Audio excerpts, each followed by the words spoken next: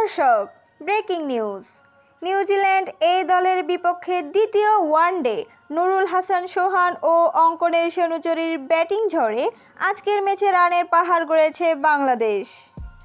আগে ব্যাট করতে নেমে টাইগাররা থামেন 344 রানে। বাংলাদেশ এই দলের হয়ে সেঞ্চুরি হাঁকিয়েছে নুরুল হাসান সোহান ও মাহিদুল ইসলাম অঙ্কন। গড়েছেন বাংলাদেশ এই দলের ইতিহাসে সর্বোচ্চ রানের পার্টনারশিপ। সিলেট আন্তর্জাতিক ক্রিকেট স্টেডিয়ামে টস জিতে প্রথমে ফিল্ডিংয়ের সিদ্ধান্ত নেন নিউজিল্যান্ড এই দলের অধিনায়ক। গত ম্যাচে আগে ব্যাট করতে নেমে মুখ থুবড়ে পড়তে হয়েছিল, এবার তাই স্বাগতিকদেরই আগে ব্যাটিংয়ে পাঠান।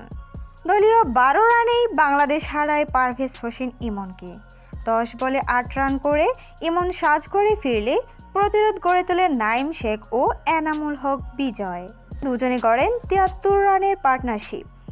বিজয় 34 বলে 39 ও নাইম 41 বলে 40 রান করে বিদায় নিলে দলের হাল ধরেন মাহিদুল ইসলাম অঙ্কন ও নুরুল হাসান সোহান। 97 রানে তৃতীয় উইকেট শিকার করার পর ধৈর্যের পরীক্ষা দিতে হয় কিউইদের। চতুর্থ উইকেটে 225 রানের পার্টনারশিপ করেন সোহান ও অঙ্কন।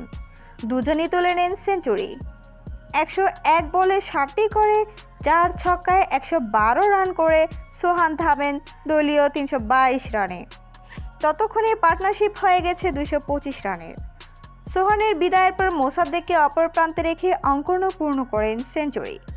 শেষ ওভারে বিদায় নেওয়ার আগে 108 বলে 105 রান করেন তিনি।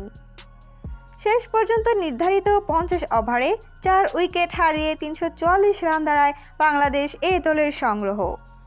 10 বলে 13 রান করে অপরাজিত থাকেন মোসাদ্দেক হোসেন সৈকত।